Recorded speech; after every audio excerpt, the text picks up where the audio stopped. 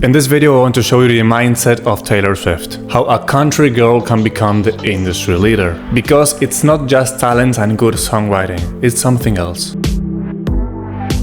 Let's address the elephant in the room here. If you're not a fan, probably one of the first things that come to mind when thinking about Taylor is the public scandals that she had and the lots of songs dedicated to ex-boyfriends. And I won't lie here because I was there too, but my girl gave me a little perspective on Taylor Swift as a whole, and I kept wondering how a girl that has been through so much things and public scrutiny can still go out strong and have more fans, more millions, and just leaving greater marks in the industry. I found out that the answer was in her ability to take bad situations and convert them into good situations. For example, if you lost rights to the music you created, how would you feel? 99% of people would just give up and just let it go. However, Taylor isn't just a great musician, she's an even better marketer and businesswoman. If you were not a singer, what would you be doing? Might be in advertising, maybe like coming up with slogans and... Which is why, by taking some perspective in the issues and journaling and talking to other people,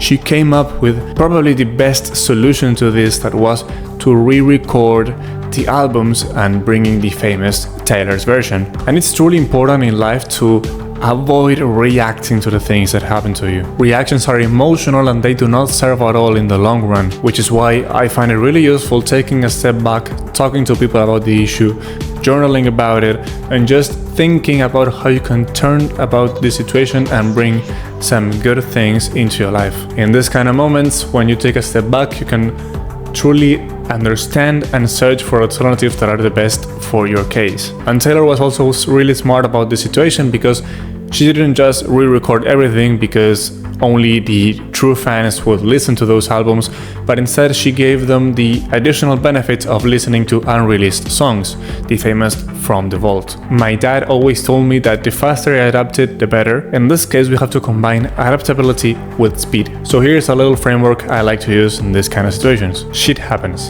I take a couple of deep breaths. If I have to think my reaction or response, I journal about it and talk to people about it, and then I start looking on how I can find good things in this, like lesson learned, potential opportunities, or the best scenario I can think of and how I can get there. If I do not have time to think my reaction or response, I take some extra deep breaths. I quickly scan in my mind all of the potential moves I have and go with the one that will make the less damage or the one that will help me give the situation some air. Another question that sparked my interest was how can she maintain the high levels of creativity and output that this kind of music careers demand. She's been on this world for like 20 years. And again, you may or may not like her music, and that is okay, but you have to be really stupid of not learning from her. The answer to this is contrast. The craziness of touring, album recordings, and dealing with fans has to be contrasted with some more mundane things. When we are so focused on a certain aspect of our lives, we may forget about family, friends, or hobbies, which only leads to one outcome, which is burning out. Even though fame and fans usually invade her private life, she tries to maintain a few activities for herself. For example, reading literature as a way to disconnect, inspire herself, and help her write better songs. Baking, even though this was sometimes used as a marketing strategy to connect with fans, is also an activity that keeps her disconnected and just learning new things. And let alone now the priority that she puts on her fiancé, family, and friends. You don't have to be Taylor to have some contrast. Every one of us faces external pressures, day-to-day stresses, and just we deal with a lot of projects and goals. This is a wake-up call that even the richest, most talented people need mundane things such as hobbies, family, and just loving someone. Do not be stupid and neglect your personal well-being. Keep your hobbies, sports, habits, family, friends, everything. I love the grind, and the grind has to go on, but if we want it to go on, we need contrast. If you just take a quick look at Taylor Swift, you will find out that she made music across all genres: country, pop, dark and aggressive pop, heavy synthesizers, and indie and folk. Fully commercial, poetry-focused, story-focused. The main thing is that to keep yourself relevant, you need to evolve. Say, let's evolve. Chips fall where they may. Many of her stages or eras are both an evolution from an artistic point of view and a way to respond to backlash, criticism, and the needs of the public. This was the decade when I became a mirror for my detractors. Whatever they decided I couldn't do is exactly what I did.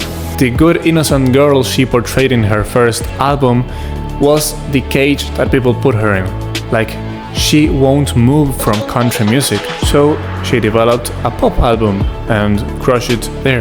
Then people call her out, saying that without her producers and songwriters, she wouldn't be anywhere, so she wrote an album entirely by herself. Then when people got tired of listening to pop and her crying about her exes, she focused on a more poetry-focused album telling stories and just creating for the sake of creating. She used her music as a way to prove the public and herself that she was capable. Not only she demonstrated that, but she built a fan base that will literally die for her. She forced her creativity to go to new places, bring new ideas, find new solutions, to just keep making this connection and new situations and new music for her fans to connect and relate to. The main takeaway is that nothing works forever and you need to evolve. You have to be willing to leave behind knowledge, habits, techniques, personas, egos, and just everything in order to evolve. It doesn't matter if you are a billion-dollar pop star or just an accounting analyst. You need to keep learning, keep trying, keep iterating,